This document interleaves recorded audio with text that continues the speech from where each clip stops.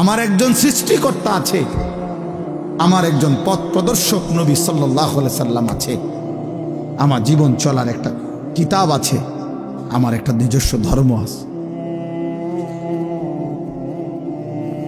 যে আমার যেদিকে টানে আমি সেদিকে যাব কেন? আমি কি পাগল নাকি? আমি কি মাতাল নাকি? আমি একবার চুল রাখলাম ইহুদির বাচ্চার মতো, আরেকবার রাখলাম খ্রিস্টানের বাচ্চার মতো। আরে বেটা, কাপুরুষ বেটা, এমন অপদার্থ হইলি কেন বেটা? মুসলমান মার দুধ খাস নাই বেটা? বেঈমানের মতো চুল রাখলি কেন? কোন মুসলমান বাবার ঘরে বড় হস নাই বেটা? এক ওয়াক্ত নামাজের সেজদা দিলি নাকি? বলো বেটা। আমি দাঁড় করাই, আমি দাঁড় করাই দেই এখন? বেনামাজি বেয়াদবকে দাঁড় করাই?